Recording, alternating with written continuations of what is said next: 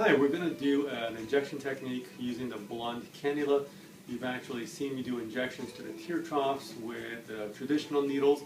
Actually, you've actually seen the same patient be injected with with the sharp needle technique, and today we're going to do the blunt technique. So, same exact patient, same issue, but today we're doing a touch-up with the blunt technique. Now, the blunt technique is actually not a needle. It looks like a needle, but it's not a needle because it's a cannula. It's actually blunt at the end. So to start the procedure, I have to make an entry point on the skin, and I do that with a sharp needle, one little entry point, and instead of 20 to 30 small sharp needle entry points, you have one sharp needle entry point, and the chance of bruising is much less. So somebody who has had the actual volume replaced with the traditional technique that I've shown before and just wants a little touch-up but doesn't want to risk a significant bruise, this works very nicely for it. Now, I'm using Belotero. You could use Juvederm, you could use Restylane, but I prefer Belotero for this technique. I'm going to demonstrate it today. So basically, I've made two small puncture sites down here. In the traditional technique, I actually walk the needle down in the tear trough area and place it supraperiosteally wherever I want to go. With this technique, I have one entry point. You could have a second one. It's more like a fat injection. Those surgeons that are more familiar with fat injections, this technique will be secondary to them. Those doctors who are not used to the fat injection techniques, basically you have to understand that you've got one entry point and you can fan the needle through different directions. Be very careful. If you've not done this before, be conservative. But there's essentially 2 or 3 manufacturers of the blunt cannulas out there, and what I use is my preference here, but there's various forms. So we're going to start on this side, and I've already made this small little entry point. And with this technique, actually the toughest part of this whole technique is getting the needle in through the skin, because it's blunt, it's not sharp, and it takes a little pressure. Now the patient feels the pressure, but it's not terribly painful or sharp. You can actually see my needle as I'm taking it up, and you can see its entry point. You can see it slide right up there, and you can see I can go right up to the canthus, and I can start filling. You see that area just fill up right up as I'm doing that. You can see the fullness. Without pulling it out, I can mold it a little bit and go to a different side. Now, she's got beautiful long lashes, so I'm going to have her open her eyes because they're in my way. And I'm going to have you keep looking up like you are. You can see where I'm filling. I'm filling right here. You can actually see the bulge right there. Wherever I need it, I place a few drops, and it's very small drops. It's just like fat injection. You're not putting a big clump in one place. I'm constantly moving. The needle's constantly moving. You can see my hands move in and out.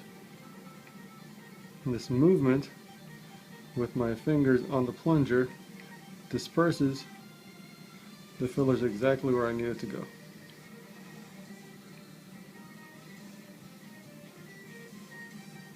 Beautiful. You can start seeing it fill up. I mean, just look at the other side, look at the depth here, and look at this side. You can see that it's already filled up. Now I want you to look straight for me.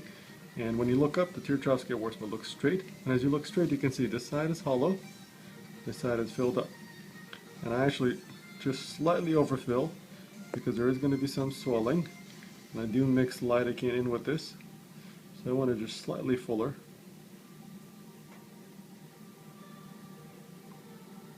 Great.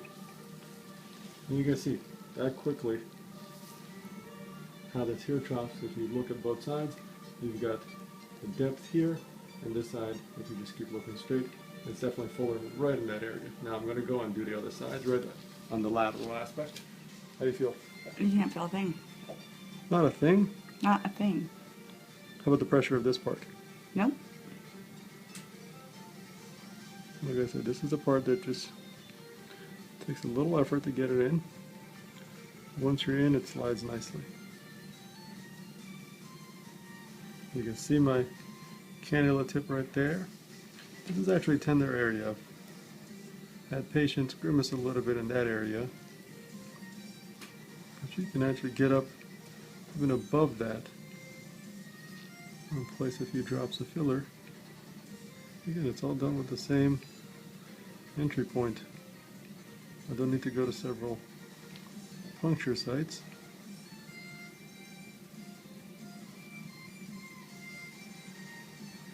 Again, constant moving in and out. You can see these blood vessels. I'm avoiding all these blood vessels.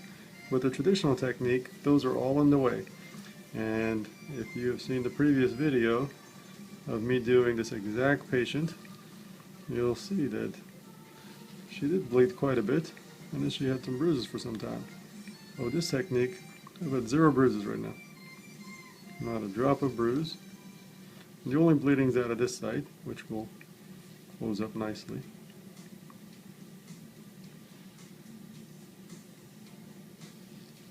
Close your eyes for a second.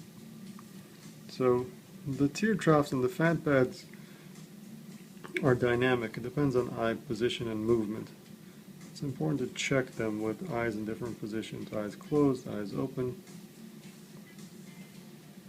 Hold a little pressure.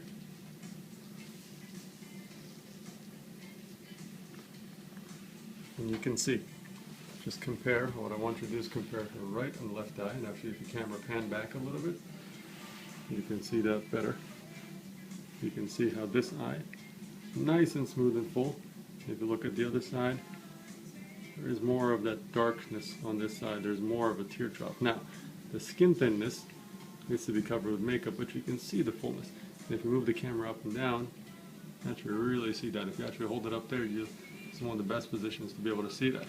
Compare the tear trough on this side, the depth right there, and the fullness that she's achieved. And the eyes blend better with the cheeks. But I'm going to continue working on this. It's going to get better and better. So we're going to go to the other side. Okay, so we're doing the other side, and again, you can see we're comparing side to side. You can see the smoothness on the right side, and if you just hold it right there, you can actually see the tear trough that she has on this side and the fullness that's here. And that's achieved with just a quick little injection, and there's not a single bruise. And this little entry point was right there, but there's not a single little bruise. You can see the cheek is fuller. The entire cheek blends beautifully with the eyes. There's really no tear trough on that side per se. When you compare it to this side, you can see the hollowness that exists. And we're going to fill that up. You can see the separation between the eyelids and the cheek, whereas on the other side it blends nicely. So let's continue. Again, remember, the entry point is the toughest part. When this gets through, the rest goes in easily, and you can see the needle right there.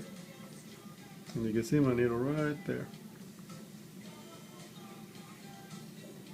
Remember, we're doing these micro droplets. It's a micro droplet technique, constantly moving. It's the same technique as fat injection. Open your eyes for me and look up for me. I'm just basically placing tiny little drops all throughout here, massaging it, smoothing it out, and moving on. Again, if this is something that you haven't done before, be conservative, don't overfill. You can always do more, but don't assume just because there's hyaluronidase or high days or Y days as enzymes that you can just simply melt it away.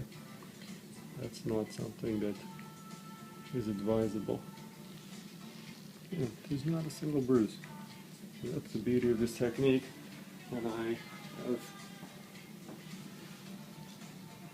I have various dermatologists from around the Washington, D.C. area that refer patients to me for these tear trough injections, and it's a big part of my practice. Open your eyes. There we go.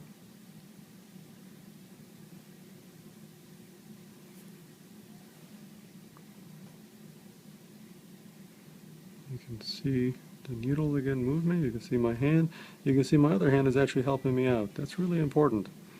This is something we teach our surgical residents, and I always tell them, your other hand, your non-dominant hand, the hand that's not injecting or not cutting, is just as important as the one that's cutting and injecting, because that's the one that's going to make things, prepare them for you.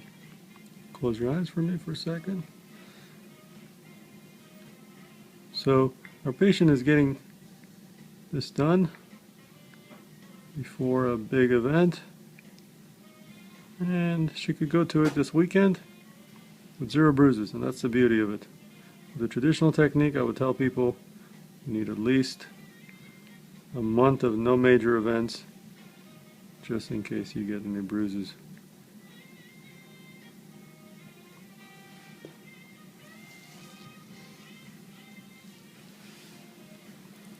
Look how good that looks.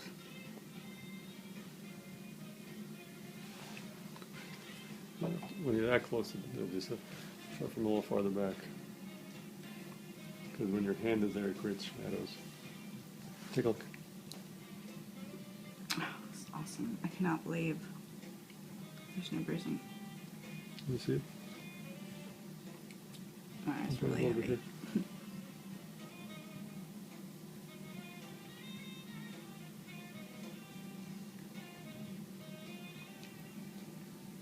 Wheel back and just bring a little bit right here on this lateral malar area.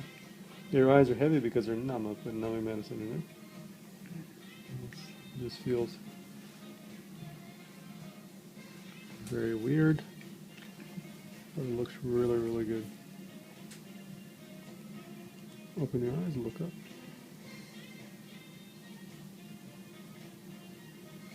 Done.